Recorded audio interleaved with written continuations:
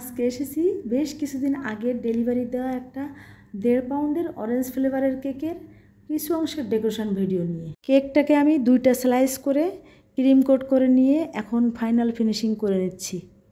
একটু সময় নিয়ে যদি ফিনিশিং করা হয় তাহলে কেকের ফিনিশিং কিন্তু খুবই সুন্দর হয়।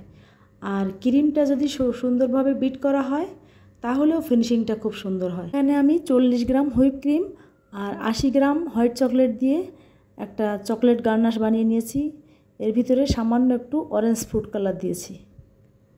এখানে আমি খুব সাবধানে কাজ করেছি যাতে চকলেট গার্নাশটা সাইড দিয়ে গড়িয়ে না পড়ে। তারপর গ্লাস নজেল দিয়ে সাইড দিয়ে একটু লতাপাতার মতো বানিয়ে নিলাম।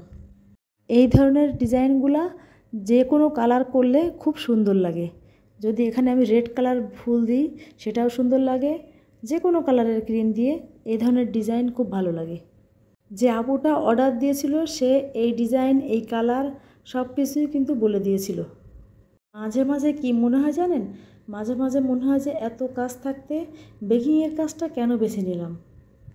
কেকের কাজ করার সময় বেশিরভাগ ক্ষেত্রেই কিন্তু ফ্যান অফ রাখা লাগে। কেকের বেস রেডি করার সময় কিন্তু ফ্যান দেওয়া যায় না, আবার ক্রিম করার সময় তো দেওয়াই যায় না। আর এসি রুমে সুন্দরভাবে কাজ করা যায়, কিন্তু বাংলাদেশের আবহাওয়া যে এত বেশি গরম, তো এই গরমের মধ্যে কেকের কাজ করতে গেলে ঘেমে গোসল হয়ে যেতে হয়। অনেকেই এসির মধ্যে করে, তারা কিন্তু খুব সুন্দরভাবে কাজ করতে পারে, তবে শীতকালে খুব সুন্দরভাবে কাজ করা যায়। তো এখানে আমি রোজ নজেল দিয়ে চেরি ফুলগুলো কিন্তু বানিয়ে নিয়েছি, আর লিপ নজেল দিয়ে সাইড দিয়ে লিপ বানিয়ে নিচ্ছি।